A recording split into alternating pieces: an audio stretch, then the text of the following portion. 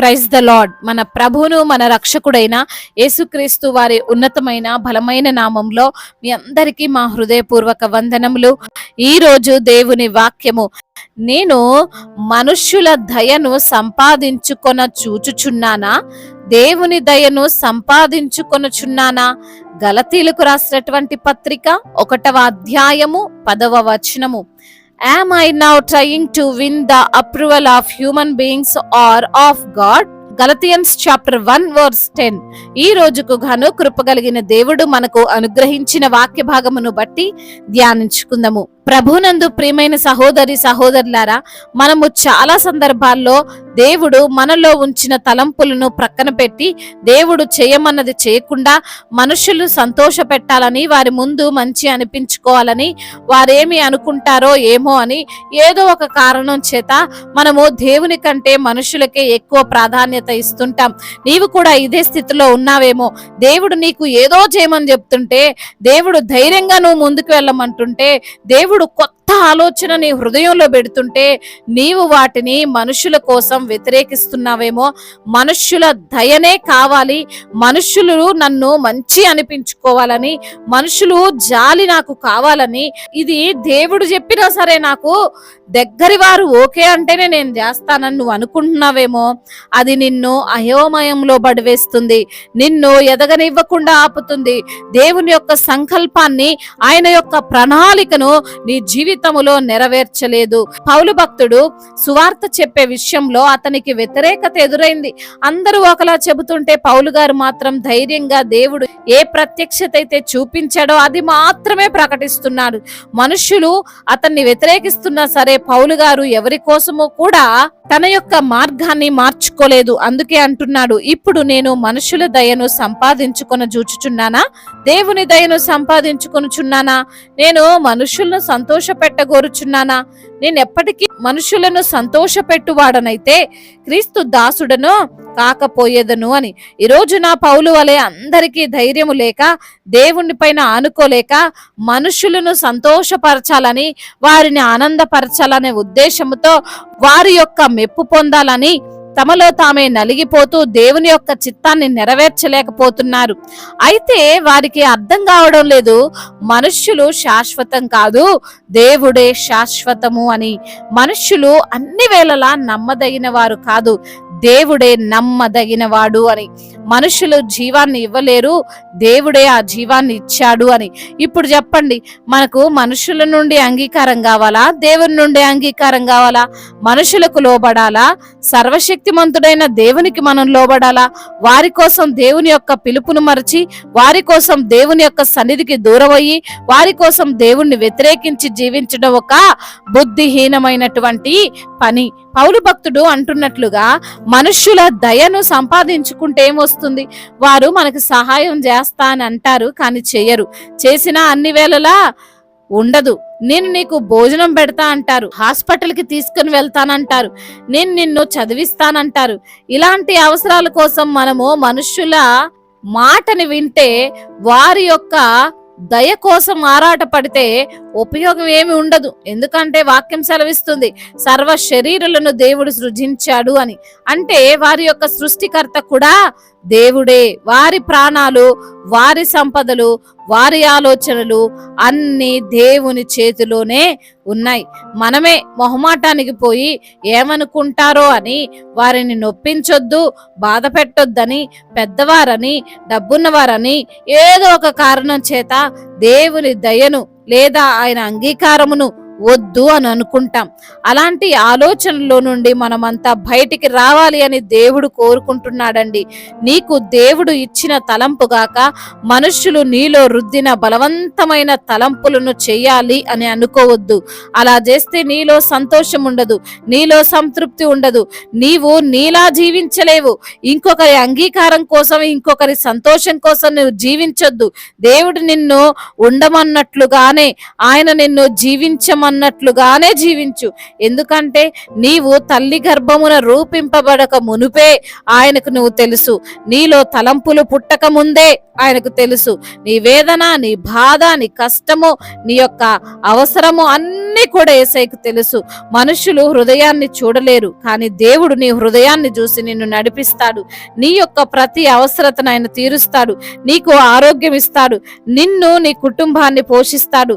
నిన్ను అభివృద్ధి పరిచి గొప్ప స్థానములో నిలవబెడతాడు. కాబట్టి ఈ రోజున నిర్ణయము తీసుకో. మనుష్యుల దయ నీకు కావాలా, దేవుని దయ నీకు కావాలా అని. దేవుడు ఈ మాటలను దీవించి మన హృదయములో ఫలింప చేయునుగాక. వాక్య భాగమును బట్టి ప్రార్థించుకుందాము. ప్రతి ఒక్కరు కూడా ప్రార్థనలో ఏకీభవించగలరు. ప్రార్థన. మహాశక్తి సంపన్నుడా, మహోన్నతుడా, కృపా కనికరములు కలిగిన దేవా, జీవాధిపతివైన తండ్రి, నీకు స్తోత్రాలు చెల్లిస్తున్నాము తండ్రి. అవును తండ్రి, మనుషుల సహాయము వ్యర్థము ప్రభా. అయా, మీరు మమ్మల్ని పోషించే దేవుడు అని, మిమ్మల్ని సంతోష పెట్టువారముగా మేము ఉండాలని, అయా మరి తండ్రి, మిమ్మల్ని ఆనందపరిచే వ్యక్తులుగా మేము ఉండాలని, మీ చిత్తాన్ని నెరవేర్చే వారముగా మేము ఉండాలని ప్రభా. అయా, మనుషులకు మేము దాసులై ఉండిపోకూడదని నా తండ్రి, మీరు చెప్పిన దాని ప్రకారంగా జీవించి మీరు ఆశీర్వాదాలు మేము పొందుకోవాలని తండ్రి, సూటిగా తేటగా మాతో మాట్లాడి మమ్మల్ని ధైర్యపరిచి బలపరిచినందుకు వందనాలు ప్రభా. ఎందరైతే బిడ్డలు ఈ రోజున వారికి ఉన్న కష్టాలను బట్టి, వారికి ఉన్న శ్రమలను బట్టి, వారికి ఉన్న తండ్రి అయ్యా ఇబ్బందులను బట్టి మీ సన్నిధిలో మొర పెడుతున్నారో, వారి ప్రతి ఒక్క మొరను మీరు ఆలకించండి. అనారోగ్యముతో బాధపడుతూ నలిగిపోతున్న ప్రతి బిడ్డను మీరు లేవనెత్తండి. అయా, రిపోర్ట్స్ అన్నిటిని తండ్రి తారుమారు చేయండి నా ప్రభా. ఉన్నవి లేనట్లుగా, లేనివి ఉన్నట్లుగా చేయగలిగిన దేవుడవు తండ్రి. ప్రతి బిడ్డకు సంపూర్ణ ఆరోగ్యమును, స్వస్థతను దయచేయండి. మరణకరమైనటువంటి రోగమైనప్పటికీ యేసు నామములో ఆ రోగమును గద్దించమని బ్రతిమిలాడుకుంటున్నాం.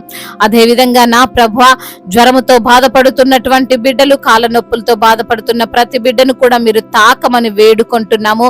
ఆర్థిక సమస్యలను కొట్టివేయండి. అప్పుల భారాలన్నిటి నుంచి కూడా విడుదల దయచేయండి. అయా మరి తండ్రి, భూతగాథ సమస్యలన్నిటి నుంచి కూడా విడుదల దయచేయమని బ్రతిమిలాడుకుంటున్నాం. కుటుంబ సమస్యలను యేసు నామములో గద్దించండి. భార్యాభర్తల మధ్య తండ్రి విభేదాలను కొట్టివేయండి.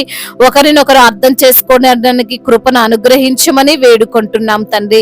అదే విధంగా నా ప్రభా, ఎందరైతే బిడ్డలు ఈ రోజున నా తండ్రి అయా అనాథలుగా ఉన్నారో, అభాగ్యులుగా ఉన్నారో, వారిని మీరు ఆదరించండి. అయా, వారి ప్రతి అవసరతను మీరు తీర్చండి. తల్లిదండ్రులు లేని వారి పక్షముగా మీరుండి న్యాయమును జరిగించమని వేడుకుంటున్నాం. బిజినెస్ చేస్తున్న వారిని దీవించండి. చేస్తున్న చేతి పనులను తండ్రి మీరు ఆశీర్వదించండి. కూలి పని చేసుకున్న వారికి మీరు తోడుగా ఉండండి ప్రభా. అదే విధంగా నా ప్రభా, చిన్న బిడ్డలందరినీ కాచి కాపాడండి. యవన బిడ్డలను మీ చేతికి అప్పగిస్తున్నాం. యవన వయసులో మీ కాడిని మోసే కృపను దయచేయండి ప్రభా.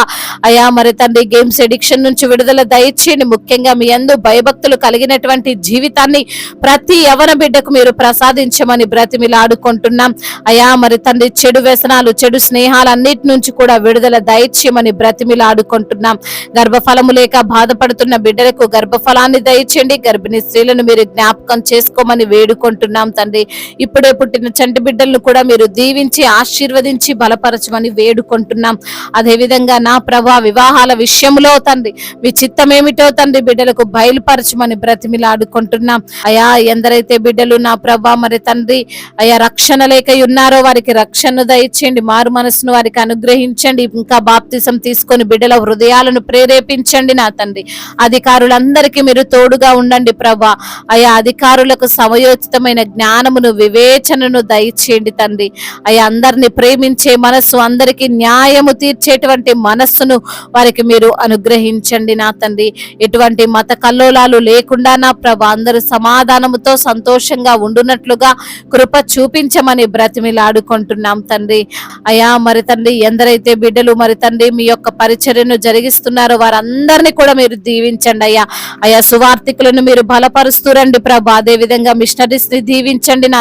అదే విధంగా నా ప్రభా, మీ సేవలో ముందుకు వెళ్తుండగా వచ్చే అడ్డంకులు, ఆటంకాలు అన్నిటి నుంచి కూడా విడుదల దయచేయమని బ్రతిమిలాడుకుంటున్నాం తండ్రి.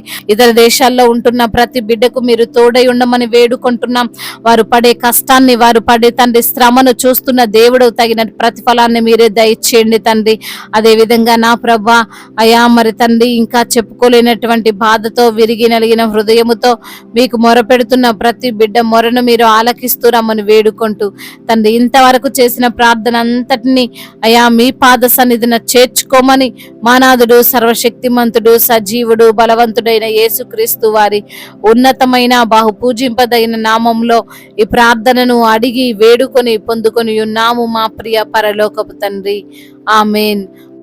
ఈ రోజు పెళ్లి రోజు మరియు పుట్టినరోజు జరుపుకున్న వారందరినీ దేవుడు దీవించి సకల మేలులతో, సకల ఆశీర్వాదములతో, కృపాక్షేమములతో, శాంతి సమాధానముతో, మెండైన దీవెలతో దేవుడు మిమ్మల్ని నింపునుగాక.